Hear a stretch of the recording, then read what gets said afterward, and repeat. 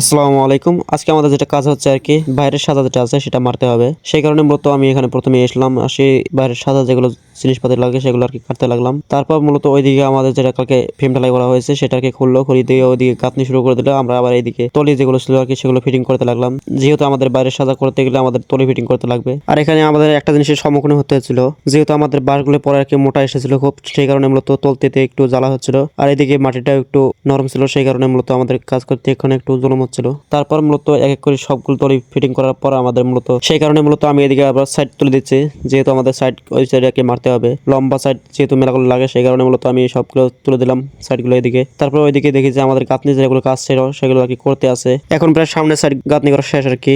তারপর মূলত পিছনের সাইড করবে, সেই কারণে মূলত আমি এদিকে আসলাম। এদিকে এসে আমাদের যেটা আর কি বাইরের লোক যেটা আছে সেটা দেখালাম আপনাদেরকে। এখানে কমপ্লিট বাসরা ট্যাব আর কি।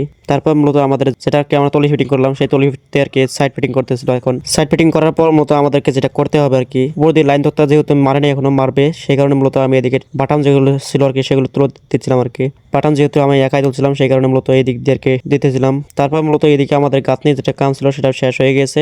এদিকে আমাদের বাঁশ যেগুলো ছিল আর কি সেগুলো কাটছিল, আর বাঁশগুলি প্রায় খুবই মোটা, সেই কারণে তুলতে আমাদের খুব জুলুম হচ্ছিল আর কি। তারপর মূলত আমাদের এই সাইডটা আর কি প্রায় বাঁশটা আনা শেষ। তারপর মূলত এদিকে আর কি ছাউনি করে আসছিল উপর দিকে আর কি বাইরের সাজাটার। তো পেজে নতুন হলে ফলো করবেন এবং আমাদের সাথে থাকবেন। তো আজকের ভিডিও এই পর্যন্তই, সবাই ভালো থাকবেন এবং আমার জন্য দোয়া করবেন।